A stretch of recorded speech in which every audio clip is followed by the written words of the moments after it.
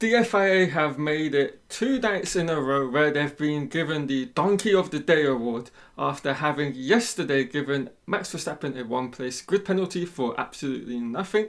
Now today in the race on lap 32, one of the drivers lost their ring mirror on the pit straight, and it was dead centre in the middle of the racetrack where the literal only overtaking spot in the entire racetrack is. So what happens?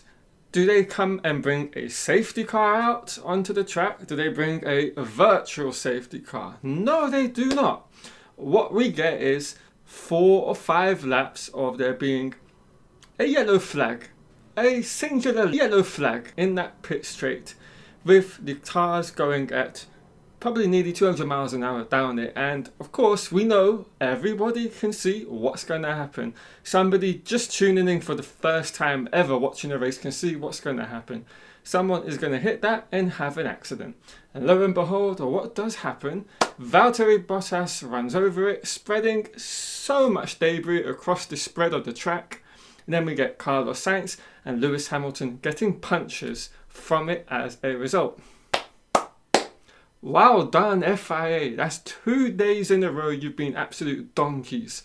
And I'm not surprised with what I saw when I looked at the people in charge of the stewards room this weekend. I don't know what their brains are doing when they're in the stewards room here.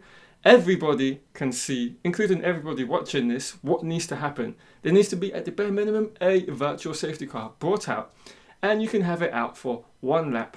Get someone to come out onto the track, pick up this bloody flipping mirror that has come off the Williams, I believe it was, whatever, who cares what car it was, and take it off the track, and we can go racing for the remainder of the race. But no, they keep it on the track, and we have an absolute disastrous 4 or 5 laps occur for a lot of the main contenders in the race.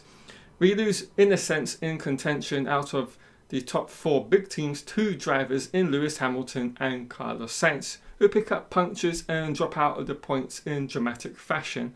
And Sainz is only saved later on by the safety car coming out and bunching the pack up. Hamilton, on the other hand, had a little bit more of a disastrous effect from having the puncture. He dropped all the way out down to, I think, last place, having to pit when he shouldn't have. I'm pausing the video because the FIA on Monday today have released a statement explaining why they didn't bring a safety car out, and I'm going to tear this statement to shreds. So they started off by saying normal practice is for the safety car not to be deployed if there's a small amount of debris and off the racing line. Wow, that is all well and true, but it was not the case for this particular racetrack and on the particular part of the racetrack. That is the only situation from which a car can get alongside another car and have an overtaking opportunity. Let alone that, there's also a DRS zone, and the track there is at its widest in the entire circuit, making overtaking the easiest opportunity to happen, and cars can go 3 wide through that long straight. So ridiculous. Next, they say the extensive debris after a car hit the mirror and the punctures that occurred shortly after forced the decision on a safety car. Again, this is something that should never have occurred. This line should not even be in here. It is irrelevant. The debris on the pit straight, with the only point in which to make overtakes, should have forced your decision on a safety car. That second sentence is bullshit. And then thirdly, again, another bullshit sentence. A VSC would not have been a solution as the cars remained spread out and there is not sufficient time for a marshal to clear the debris. We could all see that. A virtual safety car renew would not cut it. Hence, you bring a full-blown safety car out onto the track, and you don't ruin 2 of the top 4 teams' drivers' races as a consequence, from which you should reimburse them for all of the damages that you cost them with your lack of conviction and your ineptability with regarding how to deal with that ring mirror. Anyway, let's jump back in with the normal video. And I think now is enough. After what happened yesterday and today, it is quite clear that this whole set of organization are they're not up to standard, they're not up to scratch, and they need to be gotten rid of. And full-time race stewards need to be put in place if possible, and that should be, you give a hefty enough salary to anybody within the fan base, I am guaranteeing you we could do a better job than the stupid idiots that we had stewarding this race today. Yes, there's a lot going on and things are happening and you may got lost in there, but something so major as that on the pit straight, nobody's going to forget that's happening, and it's an instantaneous decision. You just hit safety car or you hit virtual safety car and off we go. Nothing happens.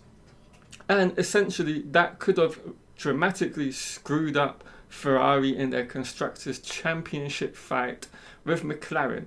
Now, of course, lo and behold, what happens is Lando Norris has a 10-second stop-go penalty as a result of him not going and slowing down and lifting off during the pit straight when these yellow flags were occurring. So thankfully for them, nothing really changes with regards to the Constructors' Championship, and they in fact have closed the gap. But anyway, I just thought the whole situation was a ridiculous thing to watch unravel. The commentators, I'm sure, across every single broadcast partner were thinking the same. All the fans were, all the drivers were, and anybody that would watch that footage will have the same opinion, apparently apart from the prehistoric dinosaurs that we have in the stewards room.